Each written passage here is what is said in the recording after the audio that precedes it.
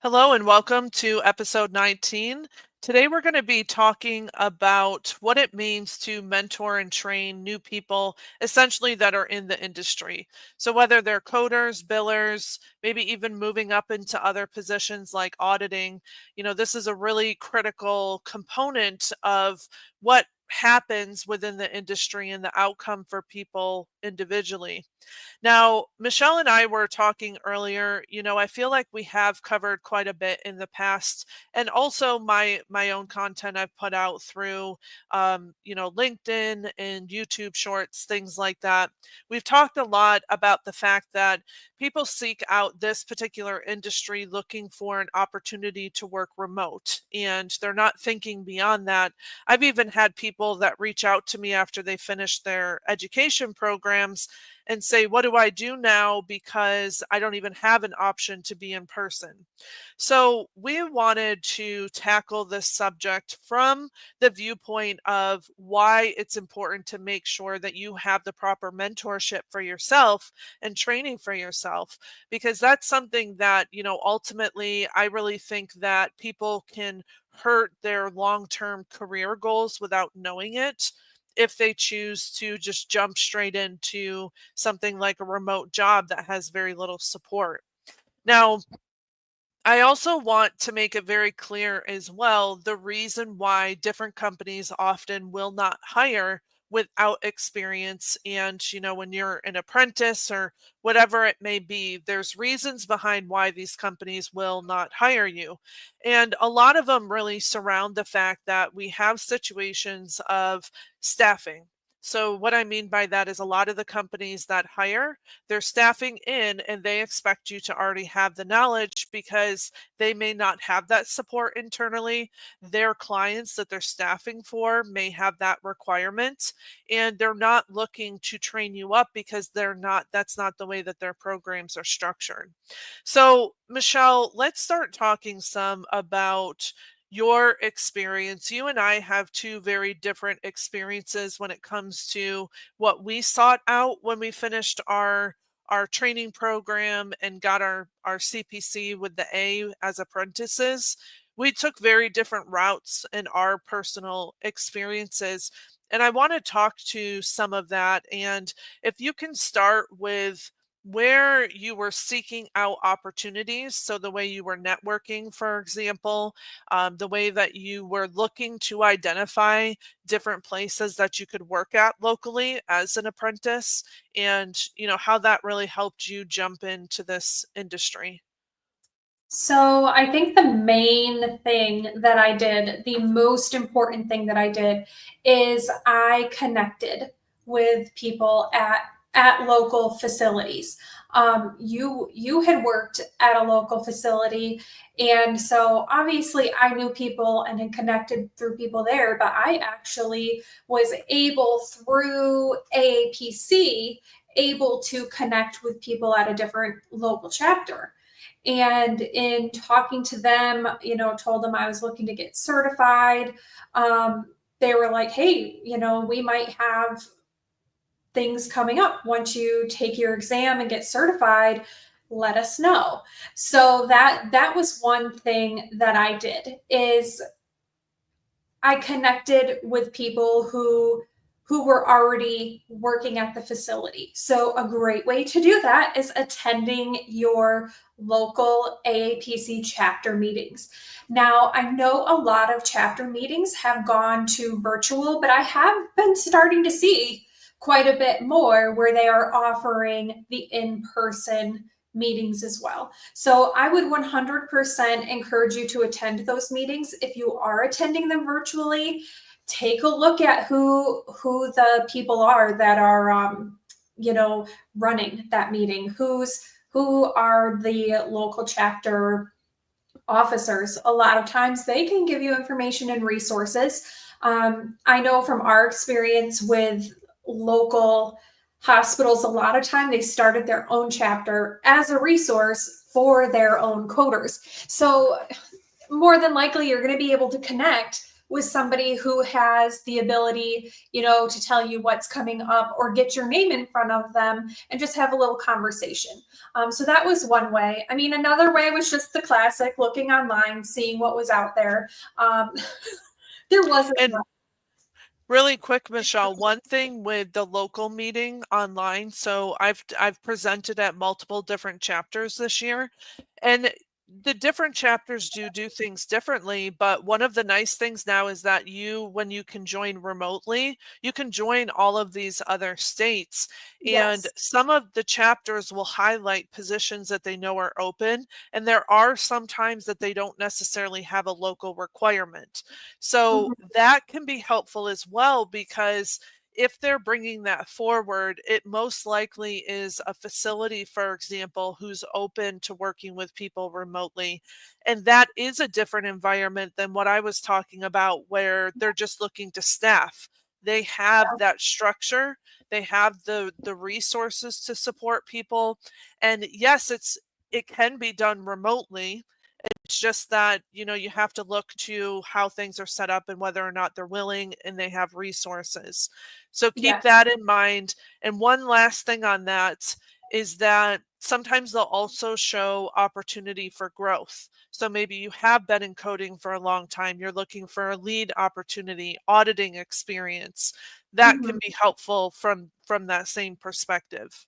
Yeah, and that's definitely a conversation that I had with them as I was going through the interview process. I didn't really get that deep into it, when I first met them and things like that, introduced myself, explained what I was looking for, at a high level. So in the interview process, I explained to them that I'm looking for growth. This is, I'm open to different areas of growth. I'm open to experiencing different types of things. When I came into the industry, I had no medical experience whatsoever. I had spent 13 years in banking. I thought I was going to make my career banking and I was going to retire from banking, but as that environment changed to more of a sales approach, which was not for me, I was like, I need to do something different. And that's when you were like, why don't you try this? And I'm like, I don't think I can. And you're like, yes, you can. So it is possible, and it is possible when you have zero foundation to go on. It just depends on your willingness to learn and your willingness to put yourself out there, I think, and take those opportunities when you see them. So whether it be you're on a virtual meeting and they've given people the opportunity to post their open positions, or you're there taking your exam, the people who are proctoring your CPC exam, which I think they do it a little different now, don't they? Like, isn't a lot of it virtual? Like, Yeah. I sat in a room, the exam was hosted by a local Yes. chapter. So, chapter officers were there proctoring the exam. So, just any way you can get yourself in front of those people is Mhm. the best way to network. And you can do that through AAPC. I think that AAPC does give a good opportunity for networking, and we just have to capitalize those opportunities. So my approach was different from the perspective that I looked at getting my foot in the door. So, I've seen a lot of talk online from people that say, okay, can I just go remote? Um, do I need to look at getting a coding job automatically, or do we have situations where I've got to just get my foot in the door from an administration perspective, an admin level job? For me, I started out in what was like a customer service department for a hospital. So I worked a lot with patients who were trying to understand their bills. When there were issues or problems with the way the claims were processed, I would work with the patient to figure it out and talk with the AR team. And we also, back then, everything was so manual, we would charge enter. So we would get stacks of paper because coders would code, and then there would be a charge entry department and they would input everything. So I had my hands in a lot of different ways. But one thing that was nice is First of all, I firmly believe that that's one of the reasons I have the ability to do consulting in the way that I do, because I have a very thorough understanding of a lot of different departments and a lot of the ways that the revenue cycle works. And if I had just stepped into a coding department with no prior experience, I would not have half of the knowledge that I have from all of those years. So that to me has been very important, but not everybody has that type of goal in mind either. And, Michelle, that's something with you. You've made it clear you don't necessarily want to go into consulting. So your story is going to look different than mine, and your path is going to look different than mine. Um, when I was working in that department, it was helpful because it put me in a place where I had access to meet and network and talk with the coding department. So by the time I was ready, I actually was putting it off. I had, gotten my certification, all of that. I was pregnant, and the supervisor kept saying, are you ready to come to the department yet? She really wanted me to come over, but I didn't want to in the middle of a pregnancy. I said, let's wait until I'm done. And until I'm done, let's wait until I have this baby. And And almost then, 20 years now, and you still aren't done. yeah, exactly. Yeah, which part would I be done with? Definitely not parenting. Um, but I said, let's wait. I don't want to do this in the middle of the pregnancy, and let's see when another opportunity opens after.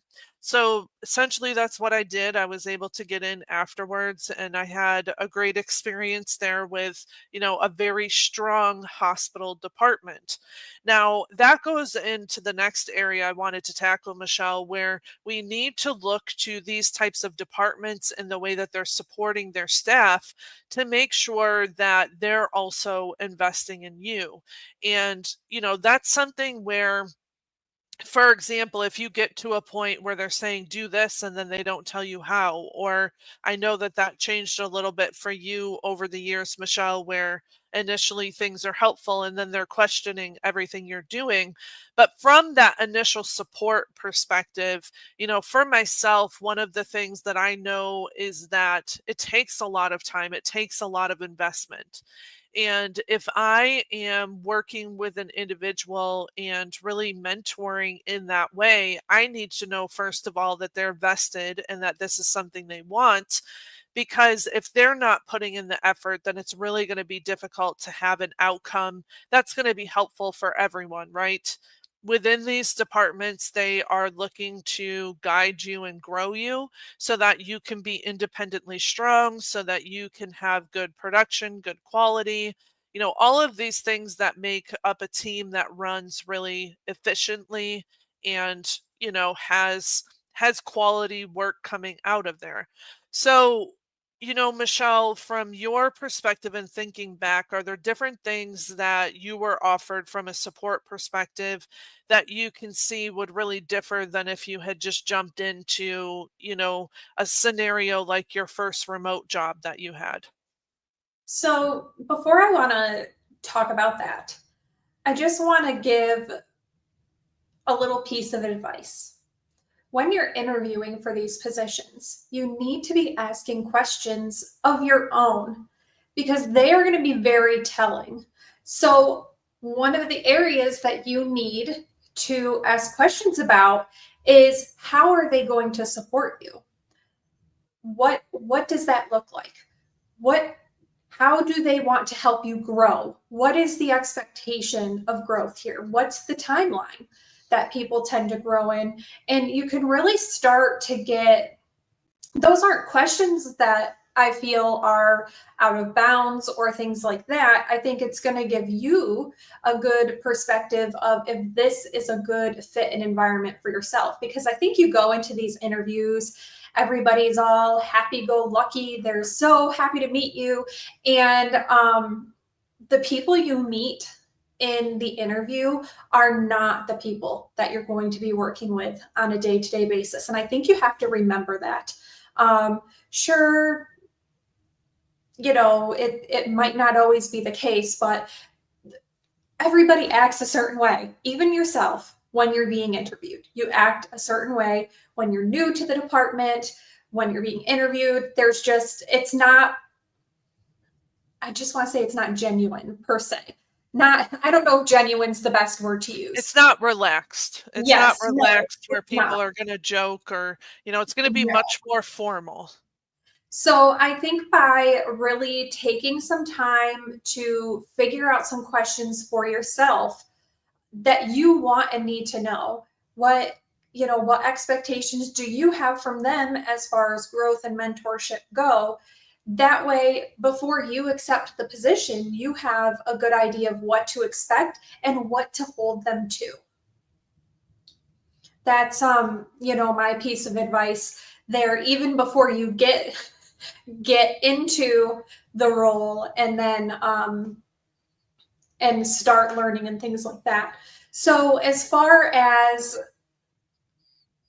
how I was guided, first of all, I kind of have a benefit in that you really have been my mentor, my true mentor throughout my career, right from the beginning.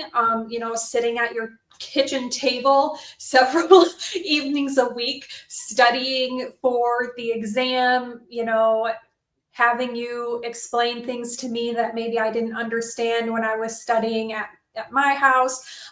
So I have had the advantage of having Stephanie Allard as my mentor throughout my career. And, I wish we all could be so lucky.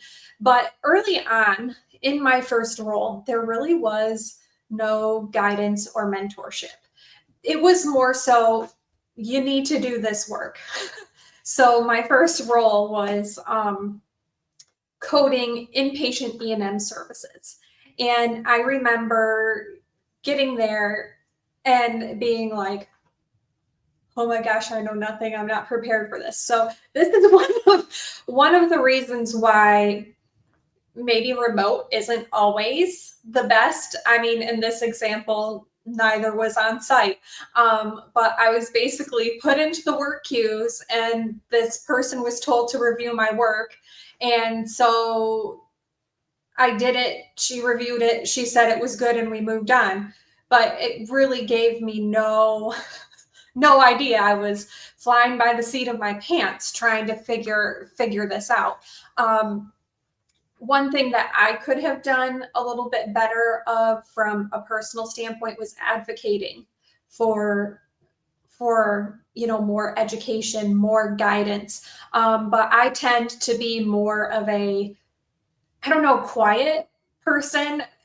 I'm a very anxiety induced person as well. So I always have that voice in the back of my head saying, "Oh, you can't ask that question. They're going to think you're dumb." Things like that. But one thing I could have done better was advocate more for my own guidance and my own training, because let's be honest, we all study, we take this exam, we got our CPC, but what do we really know? We know how to use a book. We know how to use a book and look at guidelines and things like that. We don't really know the real world experiences and how to deal with those. So you need to make sure somebody that you can talk to, and I'm going to use the word trust, because you don't need somebody who's going to be like blabbing about you behind your back, being like, "Oh my gosh, Stephanie asked this question today. How dumb can she be?"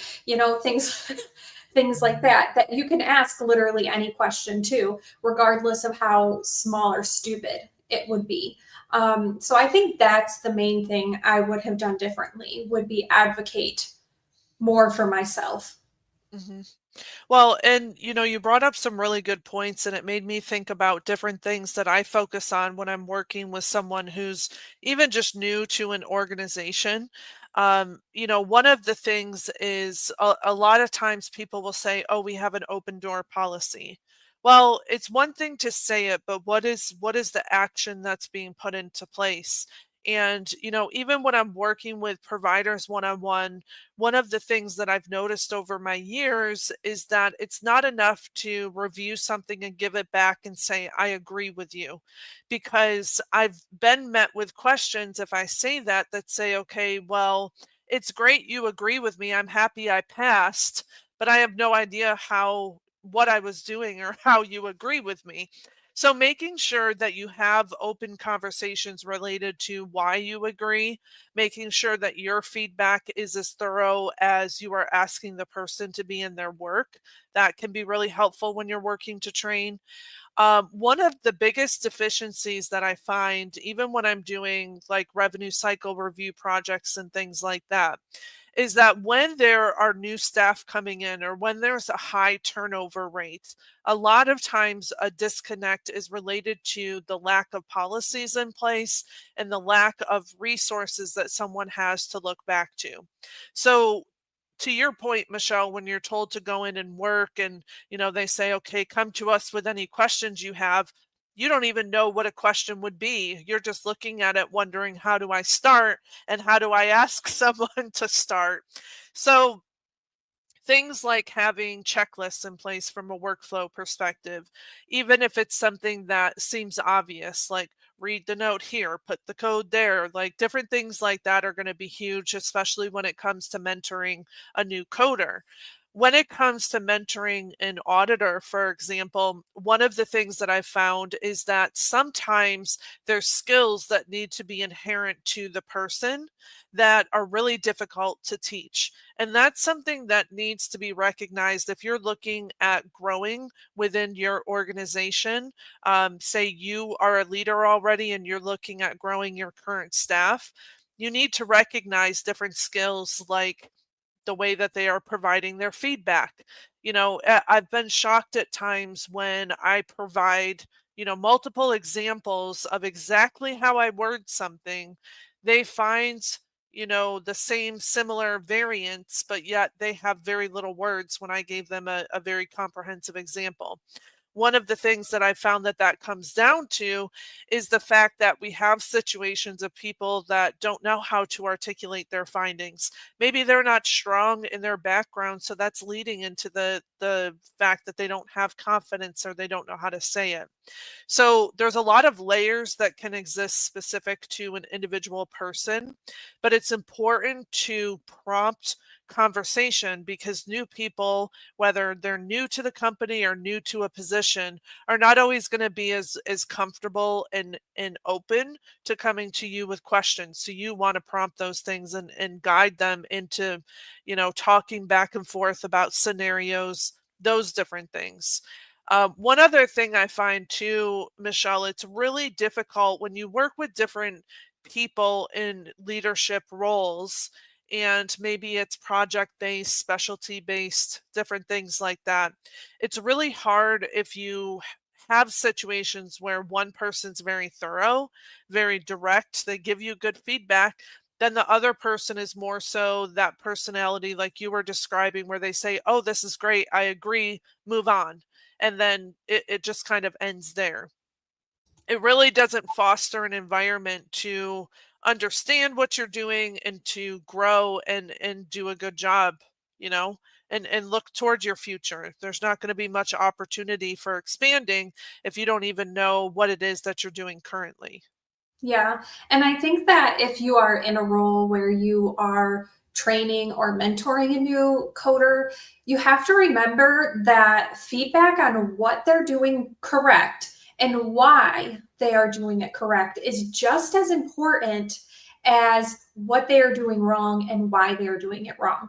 I feel like a lot of times things are focused on what's wrong and not enough is focused on what's right, because the more that you draw to like, okay, I agree with this for these reasons, and then maybe I pulled something completely different out of there, how can I learn the thought process or the steps of the person who is in charge of monitoring my work if I don't know why they think I did this right as well.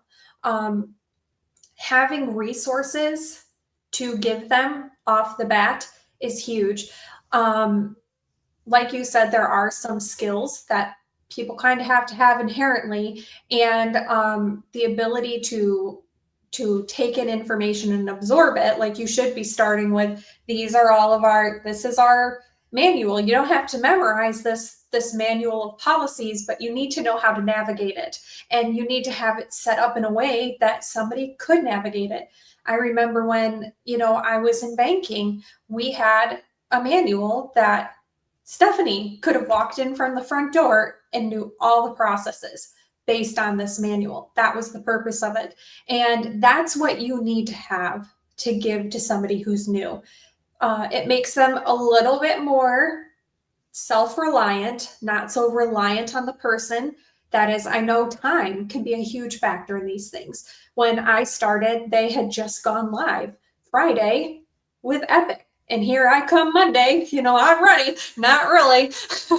uh, so everything was, in an upheaval as it was. And then here I am. So that was another thing that kind of worked against my training and stuff from the beginning. Was they were putting out other fires. Like, I was the least of their concerns at that time. So make sure that if you're somebody who is in a position of mentoring and teaching and guiding somebody who is new to coding, or even somebody who's not new but seems to be struggling in a certain area of coding, that you're providing the feedback of what they're doing right in addition to what they're doing wrong. And always approach it from the attitude of wanting to help, wanting them to learn.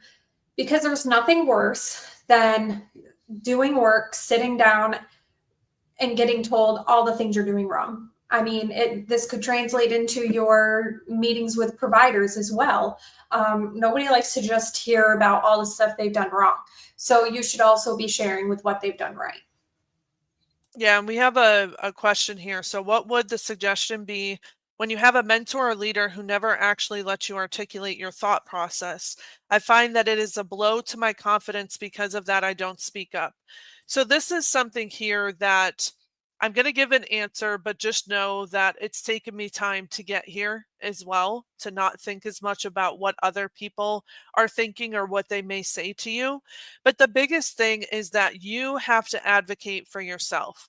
No one else. I mean, it's awesome when people come in, and I personally try to do that when I'm working with other people, try to train them, be on their side, advocate, have open conversations. But the reality is there's a lot of times where that's not an environment that you're working in. So in that situation, you have to take that step forward. And if they're not allowing you to have that thought process, maybe in a professional, polite way, call them out on the fact that, say the one on one meetings that they're having with you are not helpful because they're not allowing you to talk through how you got to a solution or how you got to a code. Or maybe at a certain point you were second guessing yourself and there were two decisions. You made one, but you don't know why that one was correct over another. Those things are really important, but you also may find yourself having to speak up and ask for that additional feedback. Another thing too is that may be a sign that that's not going to be the best place for you to be working. And I know that's really hard for people to understand because when I look at social media and all of the posts now that go into a lot of depth, there's hundreds of people trying to get into the industry, and they get a job, they're happy they got the job, then they find out it's awful, it's not really helpful, but then they're disappointed, depressed, whatever. All of these feelings come up because that was their dream. All they wanted was a coding job, and now they get here and it's not working. So, like Michelle said, I think one of the biggest takeaways, which I've not thought of it in that way before, making sure that you're asking the questions. Don't go into situations desperate because you want to have this particular job. There's other jobs out there, but it's the way that you navigate what you're going through. And I find sometimes if you have a difficult leader, calling them out by asking questions will sometimes cause them to second guess what they're doing. That doesn't always happen. If they're not a great leader, they may just use that towards retaliation, which we have many of those stories as well. But if you're saying things to them, maybe they just didn't realize A lot of times too, when people are having to train and mentor, it's a position that requires that work in addition to everything else they have to do. So they may not even be doing that intentionally. So definitely don't hesitate. Don't feel that you're not allowed to ask questions or speak up if you need something more or if you learn in a different manner. That's one of the hardest things for me over the years. I have a particular method I like to use when I train people, when I mentor people, but that may not work for them. And we could go months or weeks. I've had situations where it doesn't work out in the end. And we've got to say, okay, well, maybe this person isn't right for this particular position or right for the company, things like that. And if there was more conversation, if I needed to change something in my approach, then those conversations need to be open so that everybody's aware of, your needs and what you're asking for. Now, one thing I do want to say, and getting back to the part, Michelle, where people tend to be very desperate right now in obtaining these jobs, you Can have I to just say remember. Go Can ahead. I just say one thing related Yes. to that question? Sometimes we have to recognize that we are not the problem. Yes. I just want to say that outright. Sometimes we are not the problem. And the situation I found myself in is by giving pushback and starting to come to that realization on my own that these people are going to have things to say to me, but not one of them can give me backup Yeah. when I ask for it. Like that would be one when Stephanie says ask questions. That's one huge question that can be very telling is when you're in those situations and you're not allowing to give your own thought process, ask for theirs.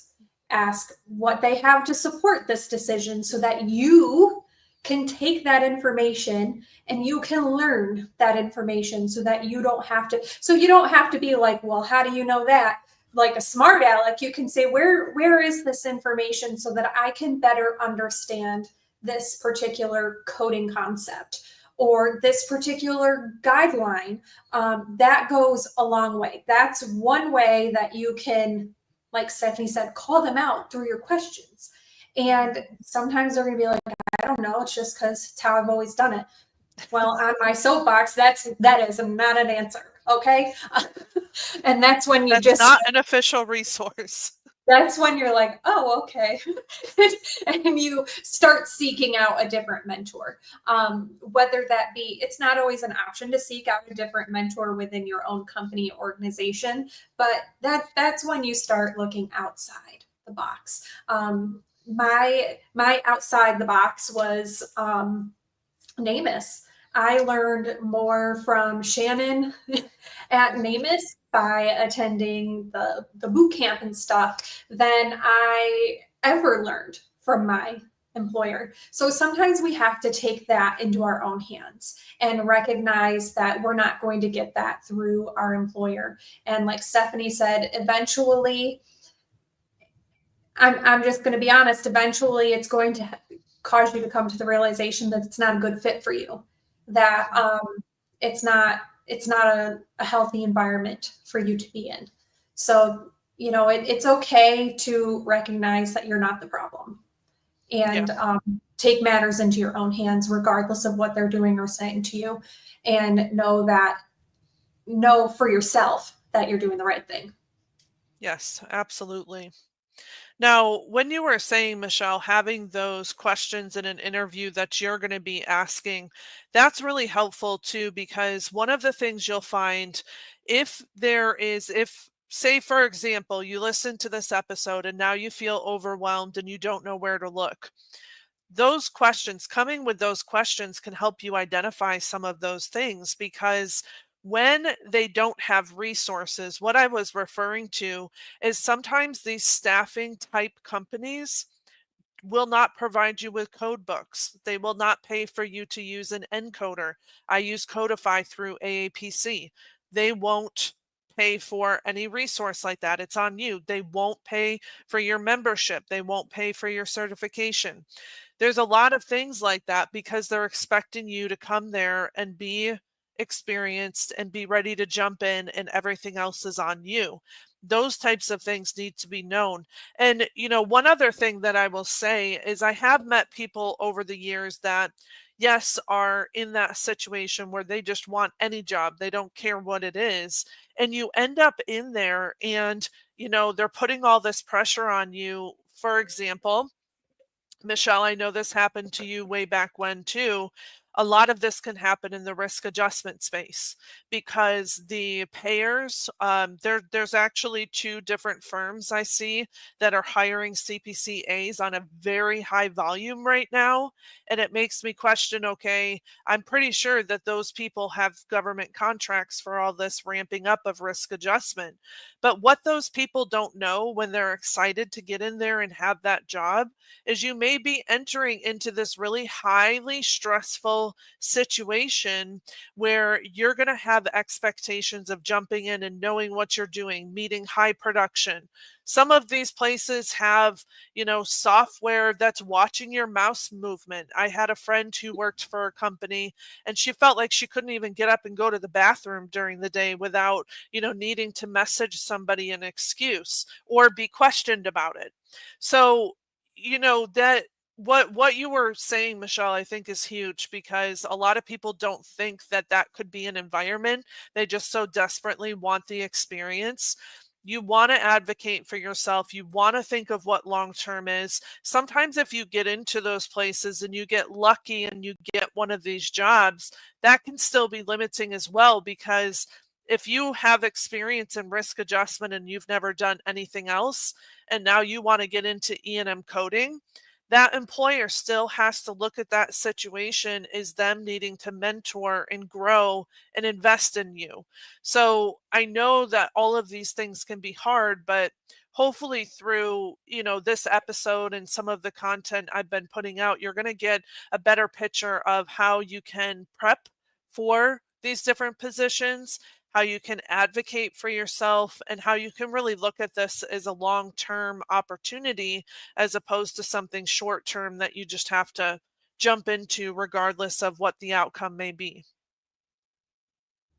Yeah, I will say those were like the three worst evenings of my life, and I would like to never remember them again in my life.